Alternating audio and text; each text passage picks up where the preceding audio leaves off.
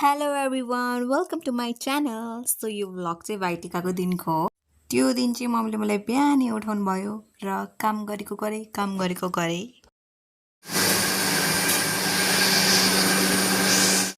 मम्मीले उठाएदेखि मैले काम गरेको थिएँ है। अनि चपिङ गरेको गर्दाखेरि त मेरो हात दुखेर मेरो भाइ चाहिँ अनि बिचमा आयो अरे क्या, आज खानु हुँदैन है, आज खानु हुँदैन है भनेर भन्छ। त्यही माथि यहाँ भोक लागिरहेको बेलामा यस्तो कराइदिउँ मल्दैला नि। मम्मीले उता मासु पनि पकाइसक्नु भएको छैन, एकदम ग्रेभी तरिकाको। अनि मैले त्यहाँ माथिबाट धनियाँ छर्किदिएँ। अनि त्यस पछाडि गएँ म फ्रेस हुनका लागि। फ्रेस भएर आइन्जेलसम्म त मम्मीले त माछा पनि फ्राई गरिसक्नु भएको रहेछ, अनि कुखुराको रोस्ट पनि बनाइसक्नु भएको रहेछ।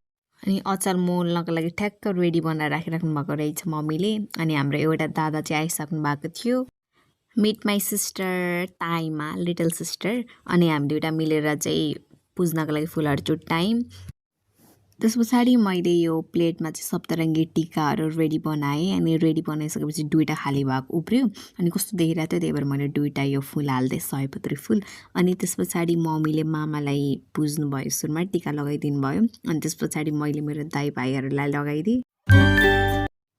अनि हाम्रो मेन्यूमा थियो fish fry, roast, chicken gravy, rice, rajma, papad, cold drinks थियो। हामीले खाना खायौँ। खाना खाइसकेपछि चाहिँ हामी गयौँ घुम्न। हाम्रो अर्को दादाहरू आउनुभयो, उहाँहरूको चाहिँ जुठो परेको थियो, टिका लगाउनु थियो र अलिक ढिलो आउनुभयो।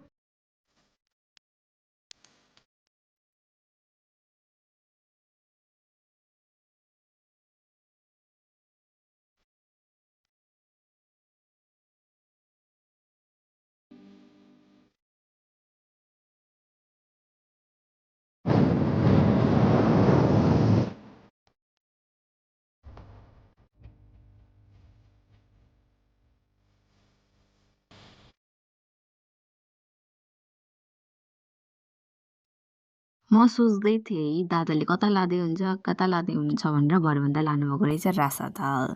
अब म क्लास 5मा हुँदाखेरि एकचोटि गएको थिएँ रासाताल, त्यो पनि स्कुलले पिकनिक लगेको बेलामा। त्यहाँदेखि म कहिले गएको थिइनँ रासाताल होइन।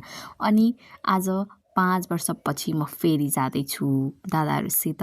सो मैले त्यहाँ गएर एकदम इन्जोय गरेँ, भ्यूहरू एकदम राम्ररी हेरेँ, फोटो खिच्यौँ। हामीले यो ट्री हाउस जस्तो के हो नि, त्यहाँनिर फोटो खिच्यौँ। अनि हामी गयौँ बबल टी खान। बबल टी चाहिँ सबैलाई ठिकै लाग्यो। अनि बबल टी खायौँ, फोटोहरू फेरि खिच्यौँ, अनि घर गयौँ हामीले चाहिँ योपालिको भाइटिका यसरी सेलिब्रेट गऱ्यौँ। सो आजको लागि यति नै, बाई बाई।